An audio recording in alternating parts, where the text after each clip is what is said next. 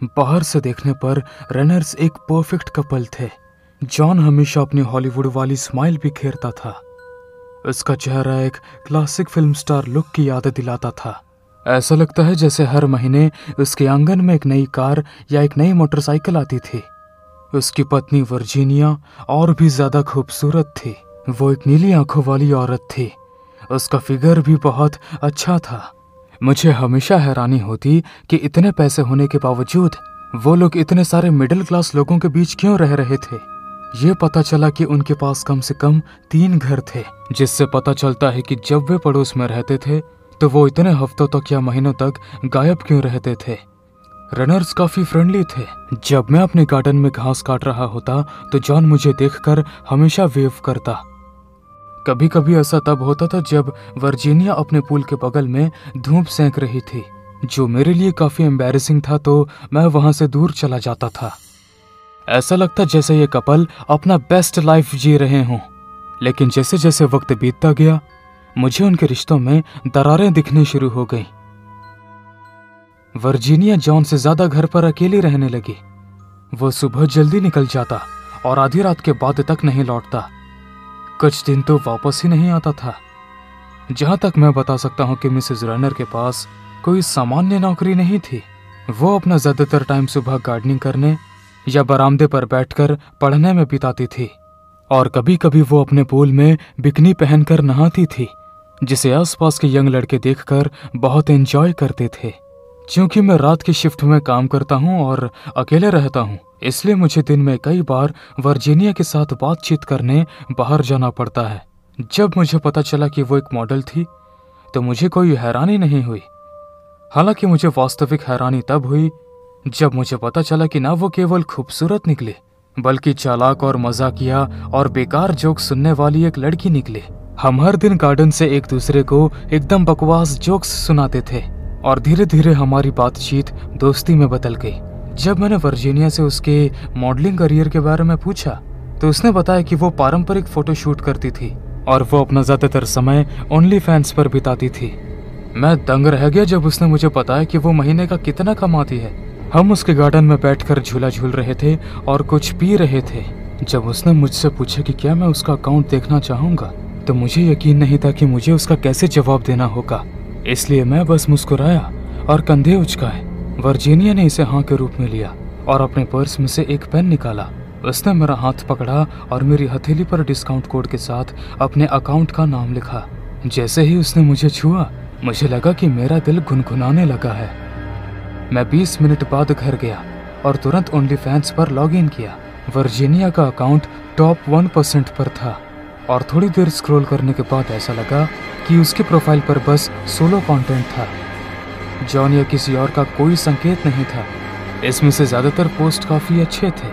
मुझे थोड़ा अजीब लगा, लगभग ऐसा जैसे मैं अपने दोस्त की जासूसी कर रहा था या झांक रहा था। लेकिन वही वो थी जिसने मुझे अपना अकाउंट देखने के लिए प्रोत्साहित किया। मैंने डिस्कम्फर्ट से उबरने की पूरी कोशिश की। वर्जीनिया के ओनली फैंस पर लॉगिन करना जल्दी मेरी रात की आदत बन गई। उसने मुझे अपने लाइव स्ट्रीम के लिए एक मॉड भी बनाया, जिसके चलते मुझे स्ट्रीम में हर लोग देखने वाले एक सिंप कहते थे। लेकिन कुल मिलाकर चैनल काफी अच्छा था। पहले कुछ हफ्ते बहुत अच्छे थे और जब उसके मेकअप, उसके बालों और उसके कपड़ों की बात आती थी तो वो हमेशा ऑब्सेस्ड हो जाती थी। लेकिन इतने सारे स्ट्रीम्स और वीडियो के दौरान मैंने उसमें कुछ अजीब नोटिस करना शुरू कर दिया। बारिश का मौसम होने के बावजूद भी वो टर्टल नेक स्वेटर्स पहनती थी। एक बार मैंने उसके गोल्डन हेयरलाइन के बीच एक पर्पल कलर की चोट छिपी हुई दिखी। जॉन ने घर से कम निकलना शुरू कर दिया, जबकि वर्जीनिया और मैं अभी भी उसके गार्डन में कभी कभी ड्रिंक्स पीते थे। मिस्टर रनर ने मुझे वेव करना बंद कर दिया था और यहाँ तक कि मुझे कभी कभार घूर कर भी देखा। मैंने इस संकेत से ये समझ लिया कि वो अब मुझसे दोस्ती नहीं रखना चाहता। हालांकि वर्जीनिया ने भी मुझे अपने घर के परेशानी के बारे में कुछ संकेत देने की कोशिश की। एक रात सड़क पर एक टो ट्रक की आवाज से मेरी नींद खुल गई।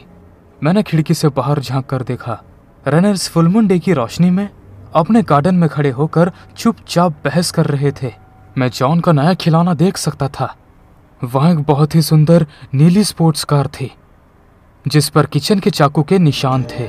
मिस्टर रेनर भी समय समय पर अपने चेहरे पर ताज़ा खरोंचे लेकर घूमने लगे। वर्जीनिया ओनली फैंस पर बहुत कम स्ट्रीम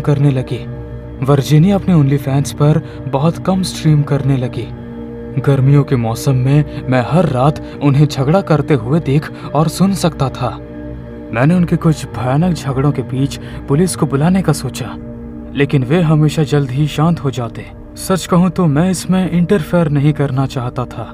वे मेरे रिलेशनशिप गोल्स के लिए एक स्मारक थे और वर्जीनिया, मुझे तो उसकी जैसी ही लड़की चाहिए थी। अप्रैल में एक रात में धुएं की गंध से जाग गया। मेरे आधे सोए हुए दिमाग ने मान लिया कि यह बॉनफायर है, लेकिन जब मैंने अपनी आंखें खोली तो मुझे पता चला कि गंध बहुत तेज थी। मैंने अपनी खिड़की से रेनर्स के घर से काले धुएं की मोटी धारें बाहर निकलते हुए देख सकता था। मैंने अपने कंप्यूटर पर नजर डाली और चिल्लाया। मेरे पास अभी भी वर्जीनिया की ओनली फैंस स्ट्रीम चालू थी, जिसमें उसके बेडरूम की लाइव फीड दिखाई दे रही थी, जो धुएं के घने कोहरे के अलावा खाली थी। मैंने बाहर देखा, रेनर्स के घर में आग लग गई थी। आग की लपटें सभी खिड़कियों और दरवाजों से निकलकर छत की लाइन में फैल गईं। धुआं तेजी से बाहर आया, आग में फैलता हुआ और राख के मीनार की तरह रात के आकाश की ओर बढ़ता गया। मैंने अपना फोन उठाया और बाहर की ओर दौड़ने लगा। इस प्रक्रिया में मैं सीढ़ियों से लगभग गिरते गिरते बचा। मेरे नंगे पैर घास पर उतरने से पहले मैंने 911 पर कॉल किया। घर में आग लगने के बारे में जो बात आपको नहीं पता वो ये है कि आग तेज हो सकती है। मैंने लकड़ी की तरारों के साथ साथ आग की लपटें उठती हुई सुनी, जो गर्मी के कारण टुकड़े टुकड़े हो गई थी। हालांकि इनके बीच में मुझे लगा कि मैं चीख पुकार सुन सकता हूँ। दो आवाजें एक साथ चिल्ला रही थीं। मैंने घर में घुसने की कोशिश की। मैं कसम खाता हूँ मैंने ऐसा ही किया था, लेकिन दरवाजे से निकलने वाली गर्मी ने मुझे रोक दिया। मैं बस आंगन में खड़ा रह सकता था, जबकि पड़ोसी सड़क पर आ गए। किचन का गैस चालू होने की वजह से पूरे घर में आग लग गई थी। पहले उनके घर के पर्दे जले, फिर उनका पूरा घर जल गया। हालांकि उन्होंने कभी भी यह निर्धारित नहीं किया कि आग किसने लगाई थी। मेरे आग्रह पर, जिस पर मुझे तुरंत पछतावा हुआ, मेरे दोस्त ने मुझे जांच की तस्वीरें दी। जॉन और वर्जीनिया रेनर की जली हुई लाशें एक दूसरे से लिपटी हुई थीं। हालांकि यह बताना असंभव था कि वे लड़ रहे थे या गले मिल रहे थे। उनमें जो कुछ बचा था वो गहरा काला और कोयले जैसा गड्ढा युक्त उनकी चिमनी के सामने फर्श पर सिमटा हुआ था।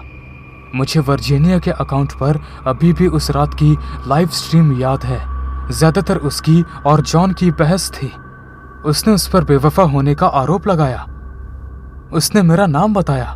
दोनों अपने कमरे में चले गए, लेकिन कैमरा चलता रहा। दोनों की आवाज में चीख सुनाई दी और 15 मिनट तक कुछ नहीं हुआ। तभी धुआं निकलने लगा और उसके आगे क्या हुआ ये आप सभी को पता है। बहुत सारे पैसे के बिना बड़े होते हुए मैंने कभी नहीं सोचा था कि मेरे पास अपना खुद का घर होगा। फिर मैंने पिछली गर्मियों में अपना ओनली फैंस अकाउंट शुरू किया और जितना मैं गिन सकती थी उससे कहीं ज़्यादा तेज़ी से पैसा आने लगा। मैं एक छोटी लेकिन आरामदायक जगह पर बंद हुई, जहाँ एक अच्छा आंगन और पीछे एक गार्डन था। ये मेरे सपनों का घर था। हालांकि कुछ महीनों के दौरान मेरा अच्छा सपना एक बुरे सपने में बदल गया। ओनली फैंस अकाउंट शुरू करना मेरे द्वारा लिया गया सबसे जल्द भरा डिसीजन था। मैं बेरोजगार थी, कर्ज में डूबी हुई थी, अपने मॉम डैड के साथ रह रही थी और कुल मिलाकर मुझे ऐसा लग रहा था कि मैं इस जीवन के लिए बोझ हूँ। केवल 23 साल की उम्र में मैंने एक आर्टिकल पढ़ा था जिसमें लिखा गया था कि एक औसतन लड़की ओनली फैंस से $800 प्रति महीना कमाती है। जाहिर तौर पर $800 एवरेज है। कई लड़कियां तो इससे कहीं ज्यादा कमा लेती हैं। यह सुनकर मैं हैरान रह गई और प्रभावित भी हो गई। इसलिए मैंने अपना ओनली फैंस अकाउंट शुरू किया। मैंने पहले ही दिन $400 कमाए थे और महीने के अंत तक मैं अपने कर्जों से मुक्त हो गई थी। और मुझे कॉलेज में फोटोग्राफी का बहुत शौक था, इसलिए मेरे पास पहले से ही एक अच्छा सेटअप था। एक बार जब मैं नए घर में चली गई तो मैंने अपना एक ऑफिस और एक बेडरूम स्थापित किया। इसमें बहुत सारे रेशम के पर्दे और फीता और आलीशान तकिए शामिल थे। ईमानदारी से कहूँ तो मैंने अपने कपड़ों के साथ अपने फैंस से बातचीत करने में ज्यादा समय बिताया। उनमें से बहुत सारे लोग लोनली थे, जिन्हें बस एक दोस्त और एक कंधे की जरूरत थी। शुरू से ही मुझे जो संघर्ष करना पड़ा वो सीमाएं खींचना था, और मैं कभी कभी ये रियलाइज करना भूल जाती थी कि मैं ओनली फैंस पर अपने फैंस से बातचीत करते करते अपने पर्सनल लाइफ के बारे में कुछ ज्यादा ही बता देती थी। हालांकि मुझे लगा कि वो लोग भरोसे लायक थे, इसलिए ये कोई बड़ी बात नहीं होगी अगर वे मेरा असली नाम या मैं जिस शहर में रहती हूँ उसका पता जान ले। मैं ऊपर हॉल के क्लोजेट में ताज़ा लिनन के कपड़े रख रही थी, तभी मेरी नज़र कारपेट पर धूल के कई छोटे छोटे ढेरों पर पड़ी। क्लोजेट की कुछ अलमारियों में धूल जमी हुई थी। बर्फ जैसे सफेद कणों की एक पतली परत उड़कर अंदर आ गई थी। मुझे यकीन था कि मैंने खाना फ्रिज में छोड़ दिया था, लेकिन पेंट्री धीरे धीरे गायब होने लगी थी। फर्नीचर कभी कभी उस जगह पर नहीं होता था जिस जगह पर मैंने उसे पहले सेट किया था। मुझे रात में घर के अंदर से अजीब सी थपथप की आवाजें सुनाई देने लगी। मेरी पहली धारणा यह थी कि मेरा घर हॉन्टेड था। मैं बहुत ही स्पिरिचुअल पर्सन हूँ और आत्माओं और एनर्जीज के बारे में मेरी हमेशा से ही सिक्स्थ सेंस रही है। मैंने नियमित रूप से सेज जलाना शुरू कर दिया, पूरे घर में क्रिस्टल लेकर घूमती रही और रम और ब्रांडी की छोटी बोतलें जैसी छोटी छोटी चीजें भेंटें छोड़ दी। दुर्भाग्य से जैसे जैसे हफ्ते बीतते गए विचित्रता बढ़ती गई। मुझे नींद की समस्या हो गई। कुछ रातों में मैं इस एहसास के साथ जागती थी कि मैं अकेली नहीं थी। मैं कम से कम किसी को वहां मौजूद पाती थी या किसी के वहां मौजूद होने की आवाज सुन सकती थी, और मैं स्लीप पैरानॉइड से गुजरने लगी थी। मैं ओनली फैंस के लिए बहुत ही कम पोस्ट कर रही थी, और मैं अपने फोटोज और वीडियोस में रात को ना सोने के कारण अपने चेहरे पर उसके लक्षण देख सकती थी।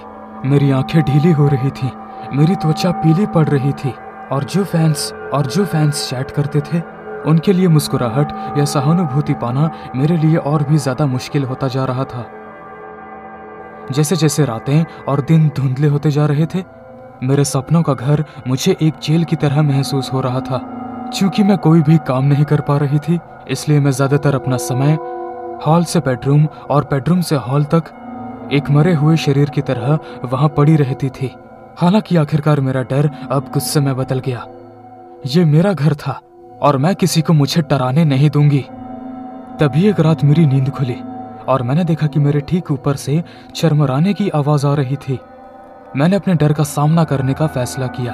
मैं जल्दी से तैयार हुई और हॉल में आ गई। ऐसा लग रहा था कि आवाज छत से आ रही थी, इसलिए मैंने धीरे से हॉलवे की छत में लगा दरवाजा खोला, फोल्डिंग सीढ़ियां नीचे की और ऊपर चढ़ गई। जब मैंने छत का दरवाजा खोला तो सबसे पहली चीज जो मैंने देखी वो एक डिम सी लाइट थी। मैं भ्रमित हो गई और मैं काफी डर गई। मैंने कमरे के चारों ओर देखा। छत के चारों ओर बीमों से नए प्रकाश बल्ब लटके हुए थे। ऐसा लग रहा था जैसे बल्ब मेरी दीवारों से लगे तारों से जुड़े हुए थे। मैंने प्लाईवुड फर्श पर एक स्लीपिंग बैग, एक लैपटॉप, यहां तक कि एक छोटा फ्रिज भी देखा। पूरे फर्श पर एक मोटी काली डोरियां फैली हुई थी और एक कंप्यूटर पर मैंने बहुत सारे स्क्रीन्स देखे। मैं रेंगते हुए अपने घर की छत पर पहुंची और जब मैंने उन स्क्रीनों को देखा तो मैं हैरान रह गई। ये मेरा घर था। मेरे घर के हर कमरे में कैमरे लगा दिए गए थे। मैंने उन धूल के ढेरों के बारे में सोचा जो मुझे मिले थे और मुझे एहसास हुआ कि वे मेरे ऊपर की छत में किसी के ड्रिलिंग के कारण थे। मैं बीमार महसूस कर रही थी, लेकिन सबसे ज्यादा मैं इस विचार से घबरा गई थी कि वो घुसपैठिया मुझे पकड़ लेगा। फिलहाल मेरा छत खाली था, लेकिन वो किसी भी समय पर वापस आ सकता था। मैंने उस चरमराहट के बारे में सोचा जो मैंने कुछ ही मिनट पहले सुना था और मुझे हैरानी हुई कि मैं उसके जाने से कैसे चूक गई। जवाब तब स्पष्ट हो गया जब मैंने देखा कि छत के पास लगी छोटी सी खिड़की खुली हुई थी। वो घुसपैठिया रेंग कर बाहर निकला होगा और फिर छत पर चढ़ गया होगा। जब मैंने अपने ऊपर कदमों की आहट सुनी तो मेरा दिल लगभग उछल पड़ा। वो अभी भी वहीं ऊपर था। मुझे धुआं की गंध आ रही थी। घुसपैठिया मेरे छत पर सिगरेट का ब्रेक ले रहा था। मैं जल्दी लेकिन चुपचाप छत से बाहर निकल गई। सीढ़ियां मोड़कर अपने पीछे का दरवाजा बंद कर दिया। नाइट स्टैंड से अपना फोन छीनने के बाद मैंने खुद को अपने मास्टर बेडरूम में बंद कर लिया और पुलिस को फोन किया। मैंने घर से भागने के बारे में सोचा, लेकिन मैं नहीं चाहती थी कि घुसपैठिया मुझे भागते हुए देख ले। सबसे बुरा मोमेंट तब आया जब मैंने छत से धमाके की आवाज सुनी। जो भी छत पर था वो वापस अंदर आ गया था। शुक्र है कि पुलिस 5 मिनट से भी कम समय में पहुंच गई। मैं उन्हें अंदर आने देने के लिए नीचे भागी।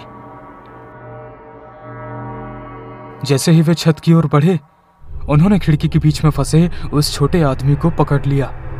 पुलिस वाले बिना रोशनी और सायरन के अंदर आ गए थे, लेकिन घुसपैठिए ने उन्हें दूर से देख लिया होगा और उसी समय उसने वहां से भागने की कोशिश की होगी। मुझे नहीं पता था कि उसके आगे उसका क्या प्लान था, लेकिन मुझे लगता है कि उसने सोचा कि गिरफ्तार होने से अच्छा वो दूसरे फ्लोर से नीचे कूद जाए।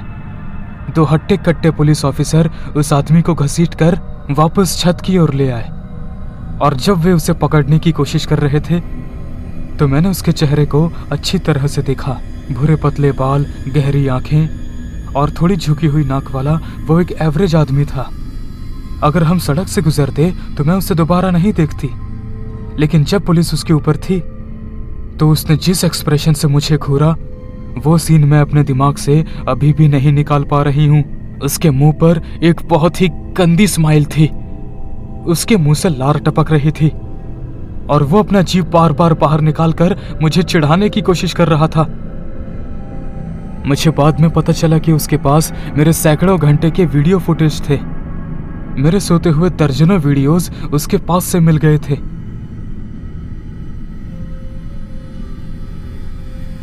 वो प्रेजेंस जो मैंने कुछ रात पहले फील की थी, वो उस आदमी की थी। जब वो मेरे बेड के ऊपर खड़ा होकर मुझे देख रहा था, मेरा वीडियो बना रहा था, मुझे रिकॉर्ड कर रहा था, और शायद उसकी जीभ की मूवमेंट बिल्कुल वैसी ही थी जब मैंने पुलिस ऑफिसर्स को उसे पकड़ते हुए देखा था। ठीक वैसे ही जब मैं उसे गिरफ्तार होते हुए देख सकती थी। पुलिस को आदमी के पास से मेरे घर की डुप्लीकेट चाबी मिली।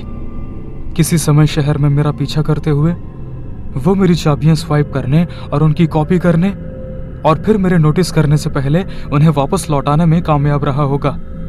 हालांकि मेरा पीछा करने वाला आदमी अभी भी जेल में है। मैंने अब हर कुछ महीनों में अपने ताले बदलना शुरू कर दिया है।